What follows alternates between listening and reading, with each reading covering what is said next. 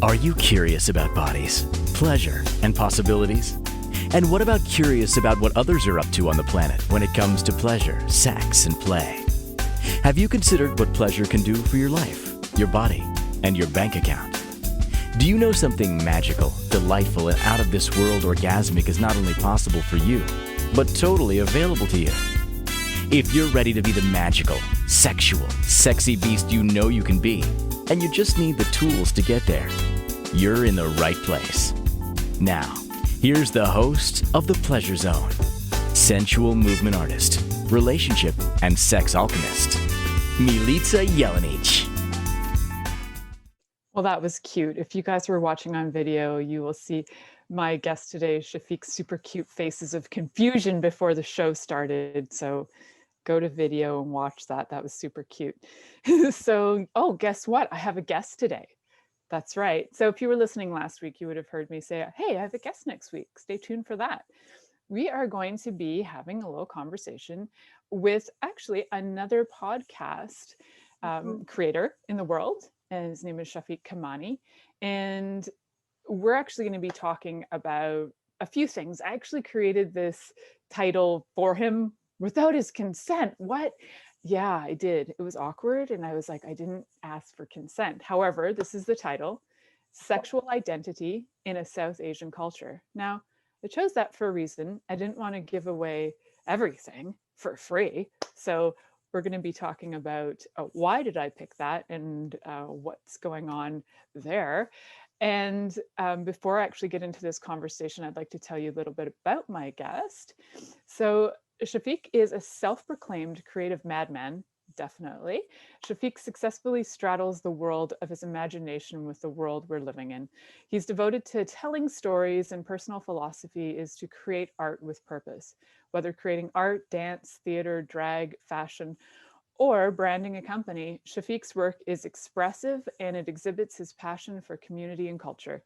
He's committed to developing quality work that implements new standards, pushes boundaries, and challenges norms.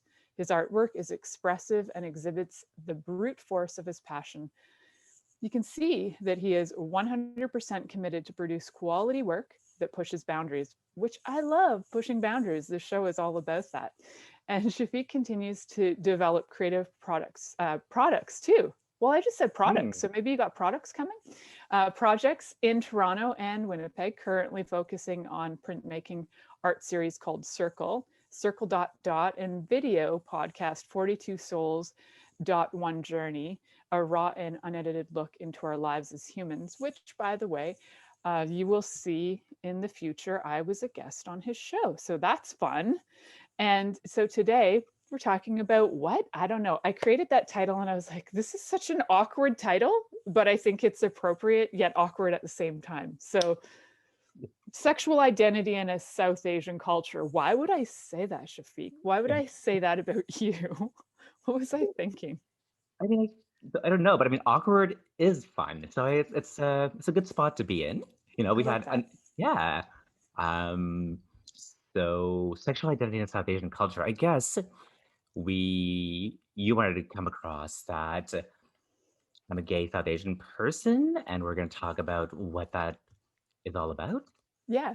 Yeah. Yeah, I did. And I also didn't want to label you as, I kind of wanted to give you a fluid explanation of who you are, just because that's my feeling of you. And even though you might identify one way, I wanted to kind of broaden it because I think that you can not only speak for gay men in a South Asian culture, but I also feel that you have a different perspective than, say, me as a white woman living in a Christian culture, which is different than being a South Asian male living in a Muslim culture. So I wanted to kind of broaden the title so that you could kind of speak to a culture that is pretty heteronormative. And I mean, we are pretty that way anyway, but I would, when I think of Muslim culture, I don't think of openly gay people. Like that's not where my mind goes. I think, wow, there's a lot of restrictions and there's a lot of judgment. And so what I love talking to you about is how you've lived your life to be able to live in a way that you feel open, receiving who you are and not being apologetic about it. Like, how do you live an unapologetic life in a culture that requires apology for who you are? Wow. I think it's taken time to get here, and I think having a great family or a great network of friends really helps. I think back to because like when I was at the age of 5, we were in Africa, in Kenya specifically, and there's a photograph of me dressed up as a girl going to what I think is a Halloween party, but like their version of a Halloween party. And I remember looking back, being like, "Whoa, like that happened." And like my dad let that happen, and my parents were like, "Great, the little boy wants to look like a girl, let him do it." And I think having such a strong family that just said, "Okay, it's just a person who just wants to do what he wants to do." I think that really helps sort of allow me to be and try things wherever I am, right? So like I didn't actually come out till I was 21, but because I was so allowed to just be who I was and nothing was sort of taboo-esque for me within my own family circle, I never really, like, when I looked at men, I was like, oh, they're attractive. I never thought of them as like sexually attractive. But it was never something that I don't know, I didn't even have to question it. Like, it wasn't, it wasn't Isn't even a that concept in my cool? head. Yeah. There's such a Yeah. thin line in the South Asian culture where like there's this meme that goes around that there's two brown men holding hands, and it's like, gay or just in India? Like, it's such a culture of, like, holding another man's hand or showing affection isn't deemed gay. I think that's more of a North American culture. Because I remember coming Mm. here, and as soon as like those affectionate moments were completely categorized or put into a box as soon as I came to Canada. But I don't remember having any of those restrictions, or nobody ever, you know, uh, captured my compassion and my love into sexuality. Oh, I love Yeah, so that. I think, It didn't have to be yeah, categorized. And then somewhere, yeah. it's funny, somewhere we colonialized sex and we had to categorize it and own it and have people own us. It's all very funny when you think about it. It's kind of ridiculous. So, Yeah, it's yeah, however that came about. Luckily, you didn't grow up in a culture that required that. Well, you didn't grow up in a home that required that of you, which is such an amazing thing to have in your life so that you can just be yourself. So, even though you were saying, like, I didn't really have to identify as gay, what at the age of 21 had you go, I need to come out to my family and identify as gay? right. So, towards the end of my high school, towards the end of my high school, I was dating this girl, and we were dating for I think about a year or so, but I never reacted in the way the typical boys in my class would reacted, right? Like, so I would every time she's like, "Oh, my parents are home. You want to come out?" I'm like, "Oh, I have to go home," and I'm gonna say this out loud. I can't believe I'm doing this, but I would go home and watch Sailor Moon. I feel like no heterosexual boy at the age of 17 or 18 is gonna like, oh, and she like we're still friends. She's a stunning woman. I think like many men would have killed to go home with. And I was like, oh, I gotta go home and watch Sailor Moon. But in my head, it wasn't like it didn't click to me being like, oh, I'd rather watch Sailor Moon than sleep with this person. And then the year after, I went to art college, and there, I think my eyes were a bit more open up, and the men were still as attractive, but they were sexually arousing as well for me. So Mm, I, I wanted to go home with them and watch Sailor Moon more than I wanted to go right. home and watch Sailor Moon with my ex-girlfriend at that point. So that's kind of Having what. Sailor Moon on in the background just as a thing, right? All And right. then having sex in front of Sailor Moon, even more attractive. That's just a whole other category of love, right? I'm going to do a whole different podcast about that, right? Like, I mean, the costuming in Sailor Moon was gorgeous. I feel like, Yeah, cosplay mhm. right there. You could go crazy. So, Like, that's hilarious. right? I love that you were turned on by Sailor Moon. That's freaking awesome. I can't think of, like, in high school, would I rather have, watched a show than like get it on with somebody. I can't really think of, like, if I tried to do that. I'll have to think about that during the next, few minutes and see if I ever did that. But I was pretty aggressive, sexually aggressive. So if you had been my boyfriend, I probably would have been really rudely not respective of your space. I know that Right. about me. I'd have been like, don't worry, I'll just give you a blowjob and we'll see where this goes. And you have been like, what the fuck are you doing to me? So yeah, looking back, because I think in high school I did date somebody who is pretty sure now is gay, and that's kind of how it went. And I was like, that it was freaking rude. at the same time, it was like, I don't know, I think we expected that that was what you were supposed to do, right? You were supposed to do these things that teenagers do, and you were supposed to explore and be almost disrespectful of each other and almost non-consensual. It was awkward. So I'm glad we didn't date, because this would have been a very awkward conversation. So that was good. And I probably would have figured out when you went home for Sailor Moon what was going on too. Yeah. Because as much as I was doing that, I was also deeply, strangely, this is really funny, I had this thing in high school that I really wanted to have a group of gay male friends, because my mom had a group of gay male friends from high school, and she's still friends with them. And one of them, they still write to each other, adore each other. One of them she dated, Mm. but my mom was safe. My mom didn't want to have sex in high school. So my mom was the safe girl to date if you were gay. And everybody she dated in high school was gay. so so it was great for her. And so I was like, oh, I really love what she's created in her life. I want to have gay friends. And I was seeking them out, but I didn't realize I was dating them at the time. So I didn't Right. realize I was fully following her method, which was a good method. I just didn't recognize it at the time. So yeah. But I love that you at some point go to art school, where in general people are more open, right? There's just a different culture about art school. So at what point was it, like, did you find that you were in a community of other South Asian men where you were like, hey, we all have this thing in common? Or was there any kind of connection to culture for you at that point in college? Or was it just strictly male bodies, that was all? Yeah, I would say it's strictly. So I went to Sheridan College back in the 90s, and it was predominantly white. But I was in the graphic design division was in the same place as the theater dancers. Mm. And those boys, lads, I would have appreciated a blowjob as soon as possible from there. But I think like when you see little ballet dancers and like just strutting down the hallway, you're like, damn, like, yeah, I feel like it was a permission. And then they were more like, I think I saw a man kiss for the first time there. There was more availability to explore there without having to be tied around any boundaries. And because I wasn't in Toronto, even though Mm. Oakville was only like an hour, I could explore and Yes. not be I could be like, oh, nobody knows me here. And there was less South Asian people there, so nobody would go home and tell my parents what they saw me doing. That's convenient. Right, and all these boys were. I think all the boys came from out of town, so they weren't Toronto boys. They wouldn't. It wasn't as if I was going to go home. If I decided I wasn't going to be gay and was just like exploring, I wasn't going to go back to Toronto and be outed. So I think there was a freedom that came with that space. And then art kids were just allowed to be gay, and if you do a little weed and you can explore a little. Like there was an allowance that happened at that point. Ah, Um, that's beautiful. a type of allowance, yeah. I'm In just so Oakville, grateful of for all that. places, which is Yeah, pretty, for those people who are listening around the world, it's pretty waspy. yeah. That's one way to put it. It's, yep. So good for you. Yeah. But Breaking not in the art breaking school though, it down in Sheridan. right? Yes, not in art school.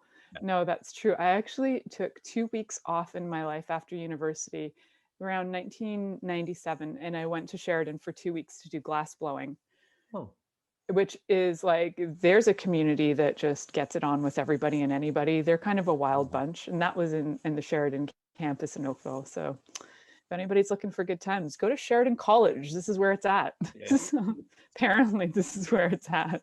One of my roommates was a glass blower, and you're right. Those Oh, they were like a hippie. Like they were just like, yeah, we're gonna have like they were like go with the flow kind of guys. They're a good bunch to go have fun with. They're kind and they're a safe bunch of people to have sex with. hippie love. Yeah, it's all about the Yeah, hippie love. it is. So I'm curious actually. Well, we're going to head to a commercial in about 1 minute, but I'm curious in your life if you've ever come up against any, because you have a fairly unique story from being South Asian, gay, male, coming out of the closet, even doing, even within your family, like you have a very kind of unique perspective. And that's one reason I like sharing your story, is because I think there are a lot of people who don't have that story, who have gone through a lot of stuff. But I'm curious if you've actually gone through, what would you think are some of the greatest walls you've come up against with your identity? Um, within my, I think there were just personal walls. I think there's stuff that you think you're supposed to act in a very specific way based on what society is telling you, um, and having to think that I have to measure up to those things. I think those were the biggest walls because I didn't. In no way I did. I was so different. I was the arts kid in a very businessy community, but I kept thinking I had to be like all the MBA kids and like all my friends who were doing that, all were doing all the business stuff or the lawyer stuff. And I think that would like feel like I had to measure up to people and be like them was Mm. really would probably be the biggest wall I would say. Um, which is bizarre because I feel like as soon as I came out, we would all my straight friends would come and we'd hit the gay bars together. Like they were so supportive about it, and they were just like, "Great, you're who you are, and come and have we'll join in the celebration." So That's awesome. yeah, So the coming out actually was kind of one of the greatest gifts. Then you had this community of people you could go out with, and once you kind of got over the competition with others, which I right. think everybody goes through at some point in life, they're, trying to prove they exist or trying to prove how good of a person they are. So, oh, I got to prove I exist. So I got to outdo this and outdo that. And Yeah. which is tricky. It's exhausting. So if you are out there trying to prove you exist, you don't have to like fight it, just be it. I think it's just pretty simple. We are going to have a further conversation here because we have lots to talk about on this show. So you're listening to The Pleasure Zone here on Inspired Choices Network, and we'll be right back after this commercial. Are you secretly a voyeur, wondering what's going on in other people's sex lives? What if now is the time for a totally different sexual evolution? Are you interested in people who are pioneers of different sexual and pleasurable practices? Lean in now with Milica Jelenic, where she will entice you and your body to know your own pleasure zone. On the Pleasure Zone radio show with sensual movement artist Milica Jelenic, you'll receive tools, inspiration, and a foundation to allow yourself to receive more in your sex life, and quite possibly other areas of your life as well. Listen for The Pleasure Zone with Milica every Monday at 8 p.m. Eastern Time, 7 p.m. Central Time, 6 p.m. Mountain Time, and 5 p.m. Pacific Time on InspiredChoicesNetwork.com.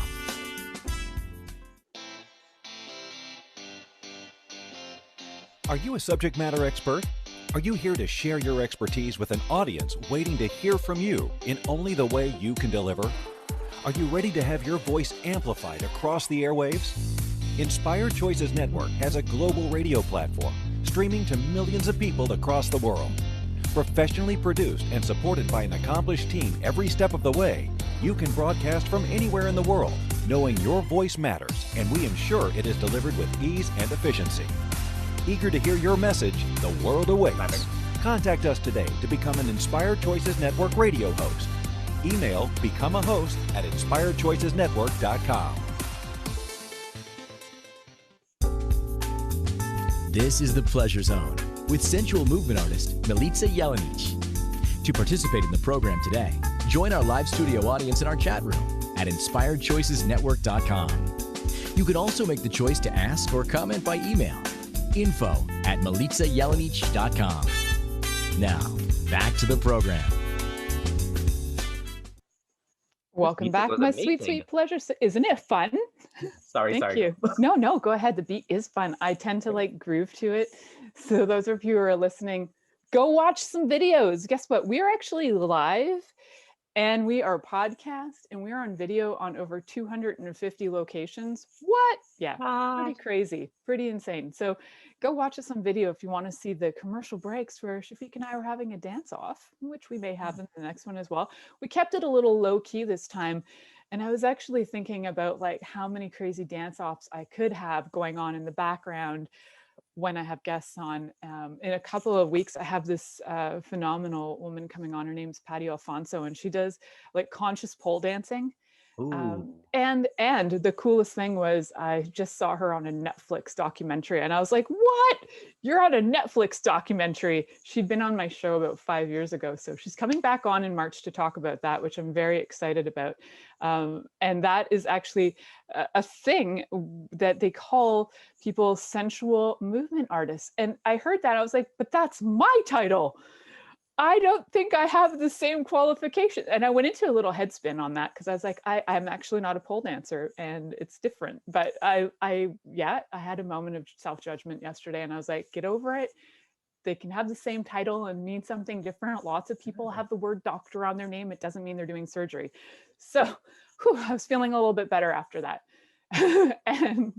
and my sweet pleasure seekers, we're talking to somebody who's not just got like sensual movement in their life. They've got, you know, Shafik is a really amazing person, super creative, super artistic.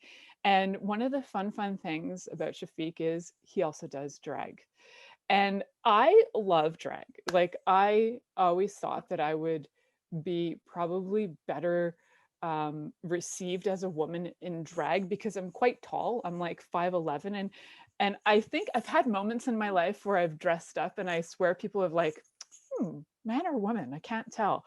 And I think I can be questionable that way. So I always think it would be fun if I went like full drag and have people like question their reality about me. Is she not? What's happening here? So I'm curious, what was it in your life that had you step into that creative expression of drag? You know, dressing up when you were like 5 in a dress is a little different than going full drag, right? So what prompted that? One before, I think you should totally do drag. There's a different persona that comes out that I think either male or female, like we should like, I think full drag Milica should be a goal. I think it'd be fantastic to see who comes out from there, because you know there's another person that comes out. So drag for me. So when I turned 30, was really wanted to challenge things that scared me. I was like, okay, if I think of something that scared me, I'm gonna go and try it out. I think it was the first time I realized that fear is just the unknown. Like, you're scared of something because you don't know it. And like, I had just come out, and I was always a little dancer boy in the front, like watching the drag shows. They're like my Sailor Moon, right? I was like fascinated by them, but they would always pick on me, and they had a sense of humor that was very, I wouldn't say cunty, but it was just very like, it was That's new a for me. word. Yeah, Yeah. but like they were playful. There's a whole persona about them. But me, I was like, oh my God, I'm scared. Like, I don't want to, like, I want to dance, but I don't want to be picked on. And then so I kept going back further in the line so they wouldn't see me. And then as soon as I recognized that at 30, I was like, okay, like, you're scared of this. There's just a person behind there with a painted face.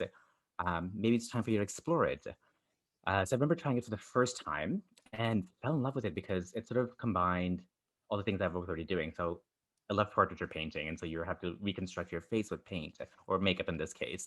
So that was great. Like, it became a theater show almost, right? So you're a theater. So I was like, oh, I'm a dancer. I've been on stage, and I love painting faces.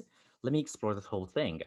And I think the more, like, I thought I was only going to do once or twice, because I thought I was going to be amazing at it, but I wasn't the first few times. But then it became this challenge of how to be um, as visually looking, like how to be as visually looking at somebody else.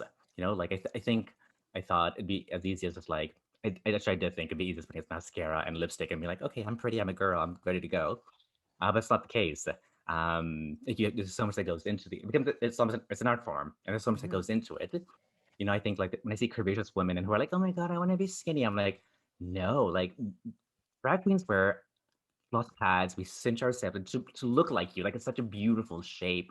You know, so like, every time people talk about curves, they're like, oh, like when women want to be drag queens, I'm like, why? You already have, like, I work to look like you, and I put 3 hours into it. You just have to roll out of bed. Like, how lucky are you to do that? Um, and so it started off as something I was afraid of. I thought I'd do it twice, and it ended up having, I think it was like 5 or 6 years. I ended up diving more into it. So I was learning more about makeup. I ended up like doing pageants. It really taught me about my body and then how I look at women's bodies. Like, I think that was the big thing for me as well, because I remember thinking my first one, I think I wore a sari the first time I went out, because again, how hard can it be to do that? And I know how to tie fabric around my waist. And I was a skinny boy then, and I was wearing, like, I wore the sari, and because I had to, underneath the sari, there's a piece that you really tie tight. Mhm. It made me get a muffin top. And I was Oh, like, that's attractive. yeah, and like, literally, like, I was a 30-year-old who had been dancing, so my body was like, I was really skinny, so there wasn't really much body fat. But I remember going, oh fuck, no one, like, the underneath fabric is forcing your body to like be tight underneath so that it hangs out, which is making you think you're fat when you really aren't. And I was like, and then I also went into women's stores, like when I went to H&M to buy a dress, like, one dress I would be a 2 and one dress I'd be a 10, and I was like, what the fuck? Isn't that we Isn't that never think about annoying? this. It So annoying. body dysmorphia for women makes sense now to me at that point because I was like, oh my god, like fucking society is telling you like you can be two different sizes in one store. Men, I'm a size 30-30. I could go anywhere in the world and get a pair of pants, not have to question it. We're not even try it on. If I know what my size is, women don't have that luxury. Like, No. yeah, I remember being like, oh, it's like it tapped into a spot of me where I was like, I think it's more and way more like understanding about what happens with like this is why there's so much more body dysmorphia with women, right? Like it's just like culturally we're fucking up through fabric and clothing, which should just be essential. We should all be able to just look beautiful in everything we wear, right? So yeah, that's the I don't know how I got there, but I love that. It's because it has a lot to do with bodies and pleasure, and that's what we're here to talk about. And that is such a great point. I recently I was like looking to order something online, which I don't recommend you ever do when you look at size charts, because then you start judging the effing crap out of yourself. And I was like, oh, look at that little sexy number. It was supposed to be like some like amazing bustier lingerie that has like it just kind of like sits under your boobs and then it has tassels. And I was like, damn, look at that. I ooh, love tassels. And I was like, all right. So I go to find my size on the chart. I don't exist because I'm in the extra, extra large. I'm extra, extra large. And I'm like, how did I get extra, extra large when I used to be a medium? And I'm like, so I'm looking at the sizes and I'm like, size 0 is a 24-inch waist. I'm like, that is a tiny woman. I know they exist, but I don't know a lot of women that are that tiny. And I double checked myself and I'm like, okay, am I really that size? But yes, according to Lingerie World, I'm like an extra, extra large, which for a moment pissed me off. And then I stopped and I went, you know what's really weird is the bodies on women that I really adore are large women. I think like women with like big boobs and big ass mm, and like voluptuous women are great. And I'm like, maybe I'm creating that. So that was kind of cool yeah. because for like a while ago, um, I remember, and it was weird. I woke up with this thought too, and I remember today, and I was thinking about a friend of mine. I'd gone swimming with her one day, and she was complaining about the size of her body, and I looked at her. I was like, "You actually have the ideal body to me," and I thought, "Oh, that's really weird. I think I'm getting her body." And now just my breasts are going to grow bigger because her breasts are bigger. And I thought that was fascinating. She's about my height too. And I thought, oh, that's actually like the body size that makes sense to me. And so I guess I'm getting them. And who knew that that falls in the extra, extra large category? But what I love is the other name for it is queen size. And I was Ooh, like, I'll have that queen size. yeah, of course you want that. Why would you Yeah, not? of Which, course you want queen size. yeah. I mean, we also want a king size California bed, but a queen sized woman? Exactly. That's right. Yeah. So yeah, I love that you brought that up. And I think it's interesting that like your first experience with that is going into shops and realizing Yeah. what women are dealing with when they look at clothing all the time. And even the judgment of yeah, and I've worn saris too. And no matter what, and when I wore Yeah. saris, weighed like 35 pounds less than I weigh now.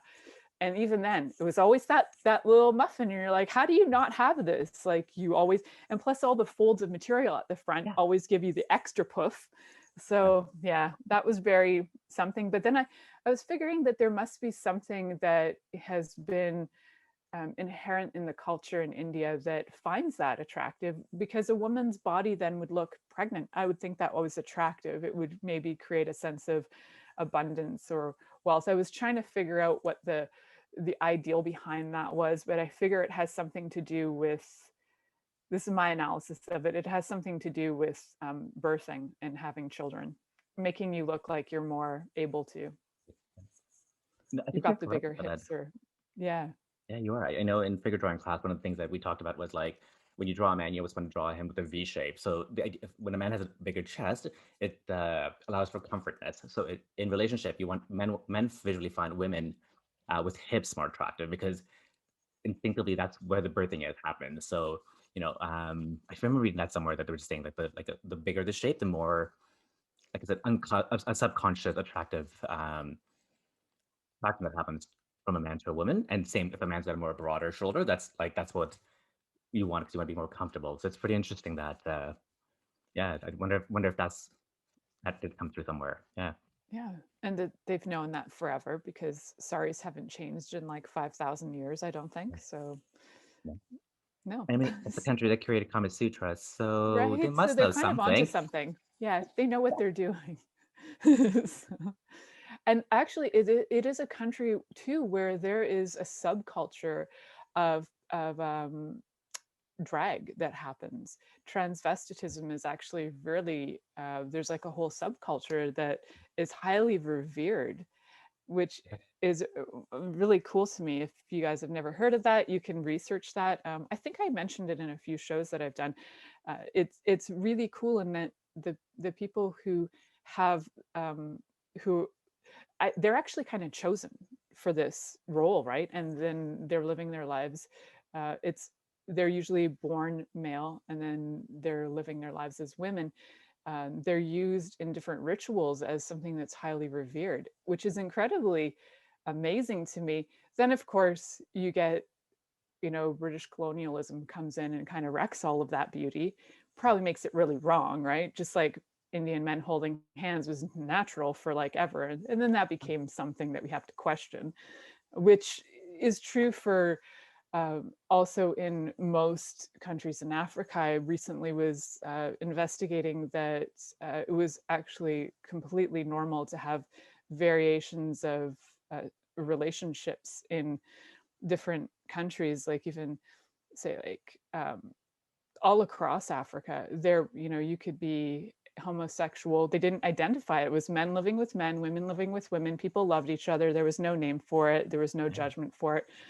Then the British come by and other colonial countries like France and Portugal, and they kind of fuck things up in Spain. Yeah, so thank you to all of you guys for fucking that up.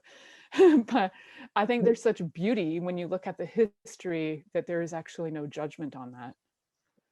A friend of mine had talked about so she's from Pakistan, and she had said that like the trans movement is only an issue in North America. It wasn't a problem. It's not a problem in East Asian cultures. So like if you think Thailand, or you think like Pakistan or India, like it's revered there. Like it wasn't a thing there. It became a thing here, and it's a thing here in North America. Yeah.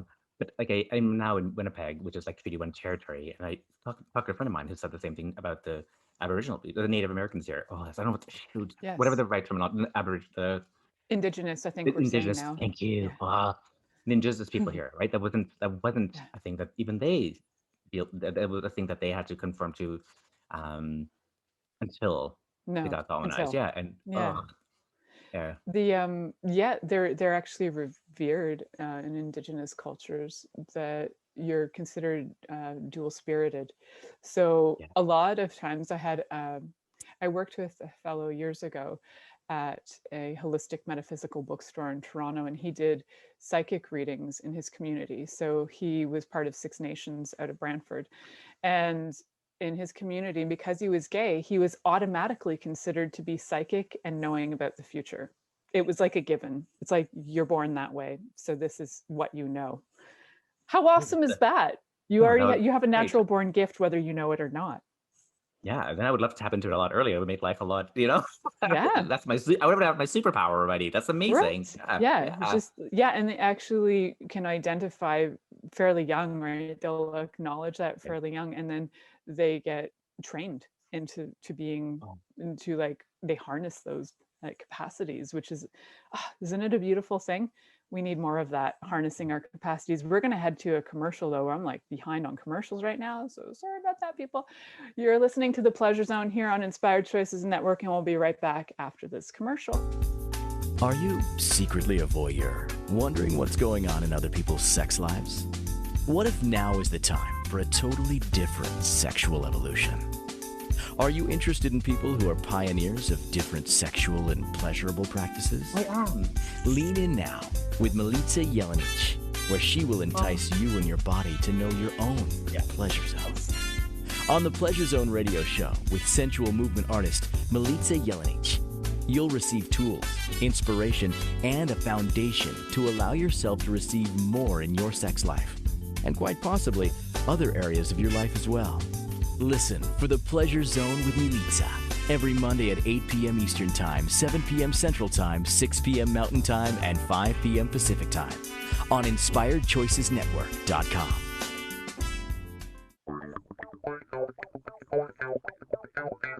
Interested in masturbating for money, copulating for consciousness, and pleasuring on purpose?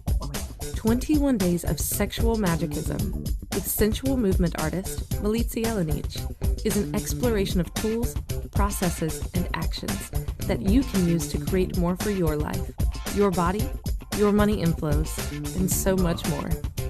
Graduated learning for all levels of interest. Learn at your own pace via video classes or join the yearly live class. Take a peek at www.milicajelenic.com. This is The Pleasure Zone with sensual movement artist Milica Jelenic. To participate in the program today, join our live studio audience in our chat room at InspiredChoicesNetwork.com. You can also make the choice to ask or comment by email, info@milicajelenic.com. Now, back to the program. Hello, everybody. Welcome back to the Pleasure Zone. Yeah, that was a little interesting commercial, dippy doodle, whatever happened right there, but we're good. I think you guys missed it. If you didn't miss it, then you're watching video, but there was another dance off. I'm pretty sure Shafik won that one, but that's all good. I'm going to get on there. I'm going to get even better. Shafik's got natural just like thing. I had to feel like I had to work it extra, like bring in the scarf just to like add to it. So it's okay. I'm going to do it next time. I'm winning the next dance off. It's just no, you had hairography. You had hairography and a veil. Like you hairography. I did it. You blew hair. And I was like, I looked down. I was like, oh my God, I want a veil. All I have is a dirty towel on the floor. And I was like, don't pick that up. But yeah, that would be interesting. I was like, damn. Is it a sex towel, darling? Because if it is, bring that towel on.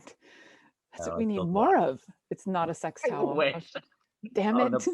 If I would have known, I will keep, just keep the cum towel for next time. That's going to be good because we all want to see that on video. It's fabulous. We don't see those on video really ever. That's a good idea. I wonder why not.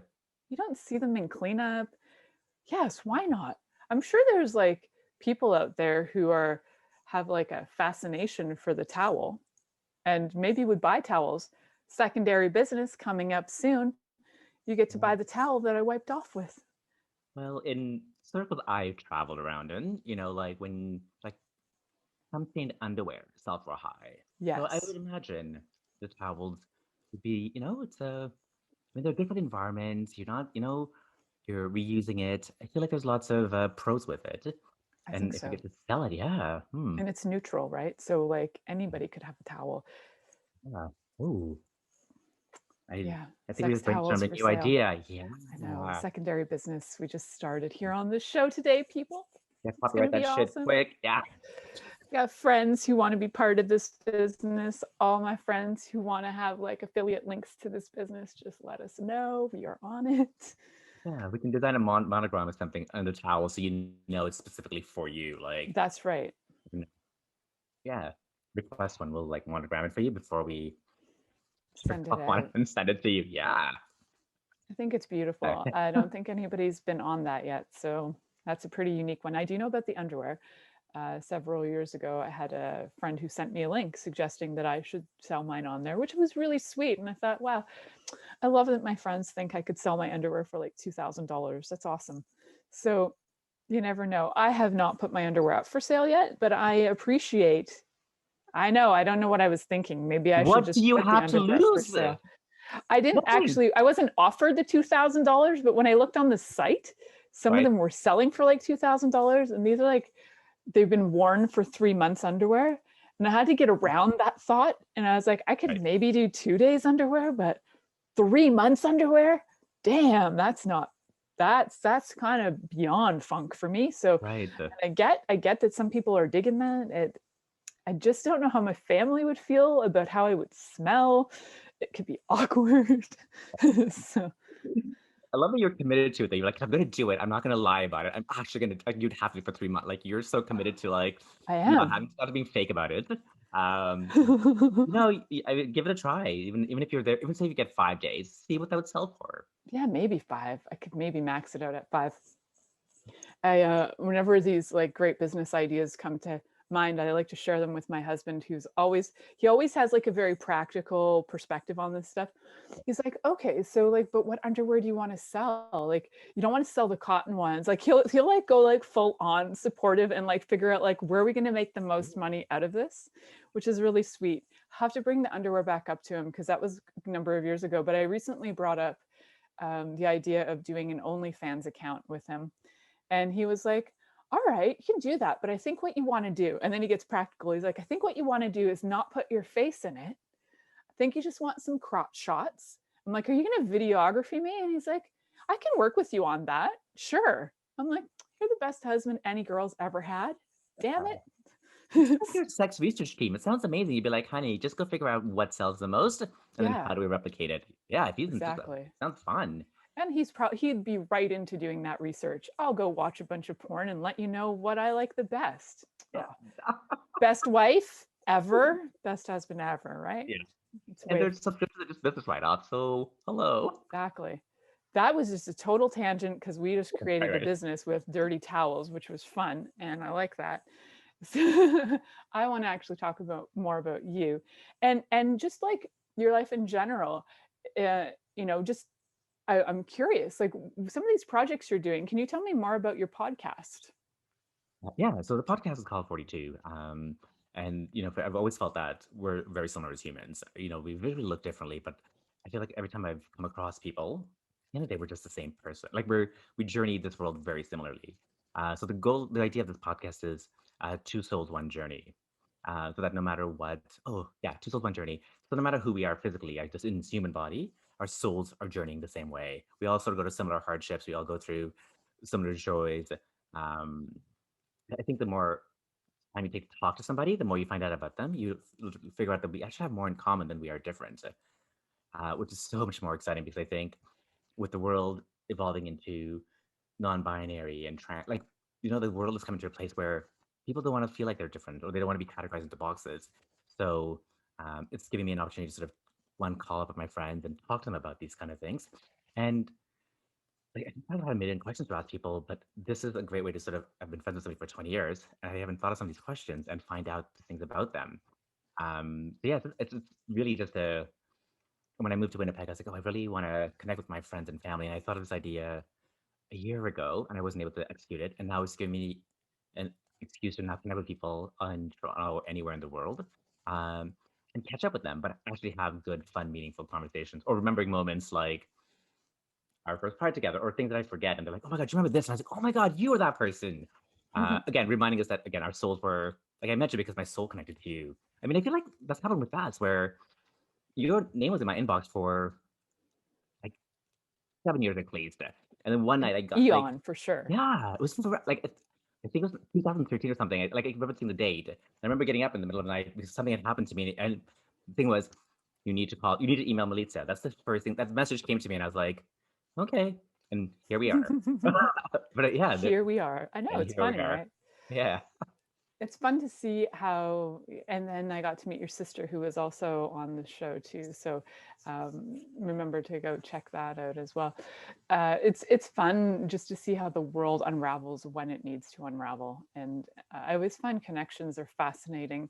How, like, when I think of people, I like to think of like, how is it that I'm connected to you? And in order to be connected to you, the story of how in order to get connected to you, there are like 22 people that came before you. And the story started in 2001. And it actually started at an event in memory of the Twin Towers falling. That's how long ago the story of the connections of how it came to me to meet you came along. So it's quite long-winded, but it's fascinating because I always like to look back to who knew who recommended who to who. Right. And it's like, wow, those relationships, when you choose to have people in your life, the things and the people they can lead to is amazing. And I think so many times we can cut off we can cut off relationships like, boom, I'm never talking to you again, but you never know. They can open doors for you. They can open all kinds of things. And to me, I think part of this is why I'm saying this is that I feel like a lot of people, when they come out of the closet, or if they're having like a non-hetero life and they feel like they need to explain their lifestyle to people, I feel like a lot of them have people who just cut them out of their lives, cut them off. And my thought on that is like, you don't know who you're missing out on. Like, there's amazing people out there. Like, what are you people doing? You're missing out. So I encourage you, if you're one of those people, I'd be surprised if you're listening to my show if you are, but if you are, that's cool. And if you are, maybe consider those people that you've cut off for reasons that you think that you don't agree with their lifestyles. Maybe reevaluate yourself, become less of a judgy cunt, and maybe like try and reestablish something. Just saying, it could maybe create something for you in your life. Yeah, what they say is some things you're like, if you think something's a judgy cunt, it's actually a mirror reflection. Like, there's something about them that you're not accepting for yourself. The recommendation thing I think is great. Like, even most recently with my sexual partners, I'm like I look for recommendations. If I'm sleeping around with people, I want you to tell me if, like, I want you to be like, this guy was really good, you should sleep with him. Or like, I feel like I did that recently where I was like, this guy didn't work out for me, but he was a really good person. Maybe you should try. Like, I don't know, like, what I like encourage in the community, like, give them a 5-star rating. If you think they're good and maybe they're not good for you, like, I think the recommendation in the culture, like, like when you're recommending something or even a sexual partner, it's fun. I don't know, it just makes it, like, I appreciate that. I want people to recommend me more people they think I should sleep with that are having good. sex with more people. We should get you like one of those rate me accounts. It's one of the what are they like? They're like for businesses, right? And then you just can rate Shafik as a lover, and then people can go on and go, my experience with him was amazing. The things that man can do with his mouth, you don't even understand. Like, I think you could get some testimonials out there, and it'd be really, that'd be the way to go, right? And I don't know that there's actually, maybe there is a website where you can recommend lovers, but I think you're onto something, because in the hetero community, I've never heard of that existing, recommending your lover to somebody else. That is not a common thing. There's like more competition and ownership that happens in a hetero community, I think. So my interesting perspective. However, very cool that you have a community that's like, hey, this person was really fun. It just doesn't work for me. Try this out. That's beautiful. That is like the openness and the kind of world that I'm like so excited is existing, that's starting to show up. It's beautiful. I know that if I wasn't with my husband, I'd recommend him to somebody. I'd be like, this guy's awesome. You should like go out with my husband. He's fantastic. I mean, I think if that's an option for them, you should still recommend him. Like, right? It's like these options. Yeah. I have a friend, actually, this idea came from a heterosexual female friend of mine. Oh, wow. Who has a very polyamorous life, and she's in India half the time, and then she's in Toronto half the time. And this one winter, she was going to India for 6 months, but she had just hooked up this really great guy. Her neighbor was single and lonely for the winter. She's like, great, I'll lend him to you for the winter, but he's fine when I come back. And I was like, wow. What? She's like, yeah, because she, like, her thing is like, there's abundance of people out there. The right people will come in whenever you want. But I was like, oh, like, it was such a, when you said that, I was like, this makes more of a sense. It's more of a community. Like, I mean, it ties into all of, like, it was a way of polyamory without polyamory. So yeah, no, yeah. I think we should do a ratemylover.com, and yes. Like, you can rate your teacher, you can rate the food you're eating. So maybe that's our second business idea. Yeah. 2 businesses in one. We need to talk more often, because this is crazy. I think we came up with business ideas the last time we talked too. We need to make notes. This is really good for us. Okay, we have one more commercial break. This is crazy, and then the show's practically over. So you're listening to The Pleasure Zone here on Inspired Choices Network, and we'll be right back after this commercial. Are you secretly a voyeur, wondering what's going on in other people's sex lives? What if now is the time for a totally different sexual evolution? Are you interested in people who are pioneers of different sexual and pleasurable practices? Lean in now with Milica Jelenic, where she will entice you and your body to know your own pleasure zone. On the Pleasure Zone radio show with sensual movement artist Milica Jelenic, you'll receive tools, inspiration, and a foundation to allow yourself to receive more in your sex life, and quite possibly other areas of your life as well. Listen for The Pleasure Zone with Milica every Monday at 8 p.m. Eastern Time, 7 p.m. Central Time, 6 p.m. Mountain Time, and 5 p.m. Pacific Time on InspiredChoicesNetwork.com. This is The Pleasure Zone with sensual movement artist Milica Jelenic. To participate in the program today, join our live studio audience in our chat room at InspiredChoicesNetwork.com. You can also make the choice to ask or comment by email, info@MilicaJelenic.com. Now, back to the program. And that was fun.